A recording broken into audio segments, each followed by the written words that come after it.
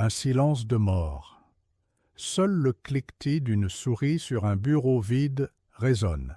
Un écran d'ordinateur s'éteint, lentement. Son reflet mourant révèle le visage blême d'Élodie, 38 ans, cadre marketing dans une grande entreprise française. 2 enfants à charge. Un prêt immobilier qui pèse. Ses yeux, habituellement vifs, sont maintenant depuis sans fond. Son manager vient de lui annoncer la nouvelle. Un départ, un plan de transformation, une optimisation des processus via l'intelligence artificielle, des mots froids, aseptisés, qui masquent une vérité brutale. Son poste n'existe plus. Plus besoin d'Élodie pour des rapports d'analyse, des campagnes ciblées, des stratégies prédictives. L'IA fait tout, plus vite, sans salaire, sans vacances, sans syndicat. Son monde vient de s'écrouler, celui de sa famille aussi. L'image d'une France stable, pays du tertiaire, vacille. Elle prend l'ascenseur, descend les 35 étages. 35 étages de certitudes anéanties. 35 étages vers l'inconnu, le gouffre. On vous dit que l'intelligence artificielle est l'avenir. On vous promet un futur où la machine libérera l'homme de la corvée, créera de nouvelles richesses, ouvrira des horizons inexplorés, un grand mensonge. Un leurre orchestré pour masquer une vérité glaçante. Ce n'est pas une libération, c'est une spoliation, un vol organisé. Non pas de votre argent cette fois, mais de votre avenir, de votre dignité, de votre place dans la société. Ce n'est pas une simple évolution technologique, c'est un crime silencieux, un crime contre le citoyen ordinaire au cœur même de la France. Ce crime cible désormais la classe moyenne, les millions de travailleurs du bureau, ceux qui croyaient leur emploi intouchable, à l'abri des usines et de la chaîne de montage. Ils sont les prochaines victimes. L'intelligence artificielle, cette entité numérique, n'est pas un robot physique. Elle n'est pas là pour assembler des pièces ou creuser des tranchées. Sa force est cognitive. Elle est un esprit artificiel capable d'analyser d'immenses volumes de données, de rédiger des textes cohérents, de générer des images, des designs, des stratégies, de prendre des décisions complexes, d'optimiser des processus jusqu'à la perfection mathématique. Elle ne remplace pas l'ouvrier à la chaîne. Elle remplace le comptable junior, le juriste d'entreprise, pour les contrats standards, l'analyste financier qui traque les tendances, le rédacteur web qui alimente les blogs, le traducteur qui franchit les barrières linguistiques, l'agent de relations clients qui répond aux requêtes.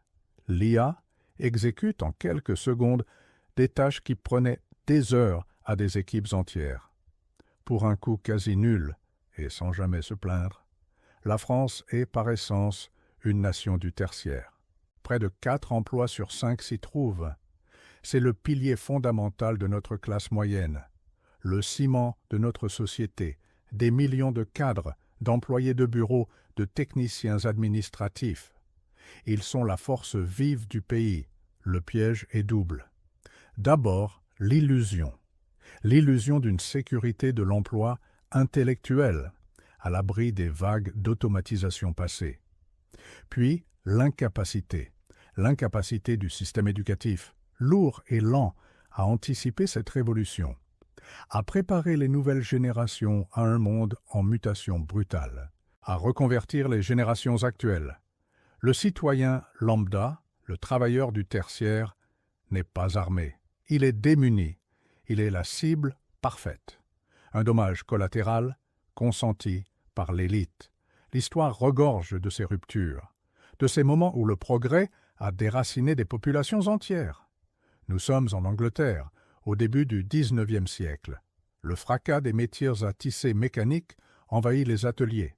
Et la fureur des Luddites, ces ouvriers du textile qui, armés de marteaux et de désespoir, brisent les machines qui volent leur gagne-pain.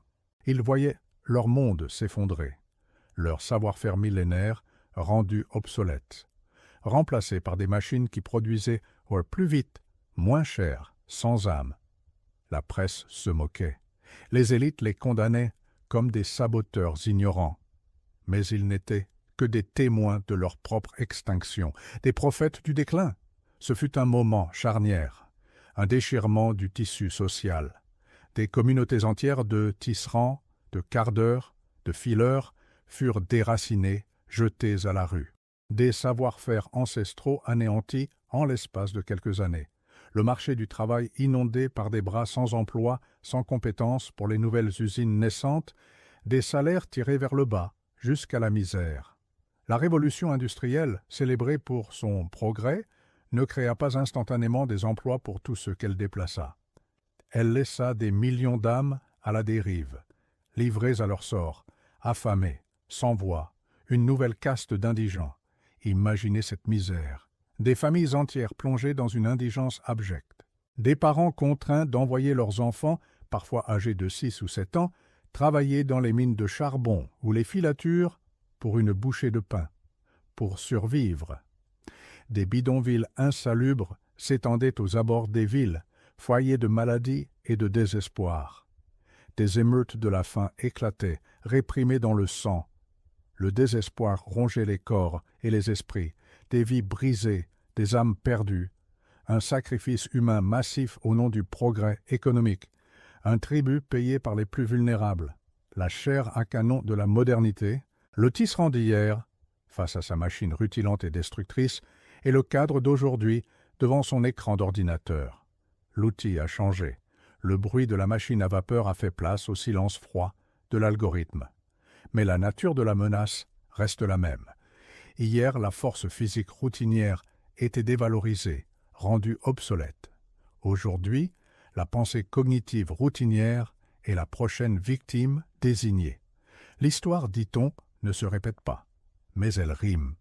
Elle rime avec un cynisme glaçant pour ceux qui osent voir, ceux qui osent se souvenir et ceux qui oseront écouter. Les annonces se multiplient, mais la vérité est fort masquée.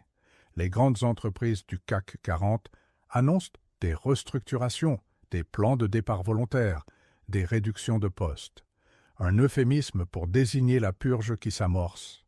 Les offres d'emploi pour des fonctions administratives intermédiaires, de support, diminuent drastiquement, ou elles exigent désormais des compétences hybrides, introuvables. Les jeunes diplômés peinent à trouver leur premier emploi stable, durable. Les cabinets de conseil vendent des solutions d'intelligence artificielle qui promettent ouvertement de réduire les coûts salariaux, pas de créer de la valeur, mais de couper dans la masse salariale. Le sablier s'est déjà retourné. Chaque grain qui s'écoule représente un poste menacé. Dans 5 à 10 ans, sans une réforme radicale, sans une prise de conscience brutale de notre société et de notre système éducatif, nous assisterons à l'effondrement de pans entiers de la classe moyenne française. Une polarisation extrême. D'un côté, une élite technologique, créatrice d'algorithmes et de capital. De l'autre, une masse croissante de travailleurs précarisés, marginalisés, relégués à des emplois subalternes ou au chômage permanent. Les services publics saturés. La cohésion sociale mise à rude épreuve. Les inégalités explosent. La tentation du chaos, de la violence, grandit. Une France fracturée, désabusée, sans âme, sans espoir. Une nation divisée. Comment se protéger de ce raz-de-marée? D'abord, cultiver l'irrémédiablement humain, ce que la machine ne sait pas faire, la créativité pure, l'intelligence émotionnelle, la capacité à tisser des liens humains profonds, l'esprit critique, la faculté de remettre en question, d'innover, de penser en dehors des sentiers battus, la capacité à résoudre des problèmes complexes inattendus pour lesquels aucune donnée passée n'existe, ensuite se tourner vers le concret, les métiers manuels qualifiés, l'artisanat, la plomberie, l'électricité, la menuiserie, la terre, la production agricole locale, investir dans des actifs tangibles et surtout développer son autonomie, sa capacité à créer sa propre valeur, loin des mirages du salariat digitalisé, bâtir sa propre arche. Ce système, il n'est pas le fruit du hasard, il est le produit de choix, de décisions, d'intérêts et d'une vision du monde qui sacrifie l'humain sur l'autel de la performance. Comprendre ce crime silencieux, le dénoncer, c'est le premier pas vers la survie. L'archive du Capital est là pour déterrer ces vérités inavouables, pour que le passé, avec ses rimes amères, éclaire ce futur que l'on voudrait vous cacher. Pour comprendre ces rimes de l'histoire, pour ne pas être une victime silencieuse, restez à l'écoute.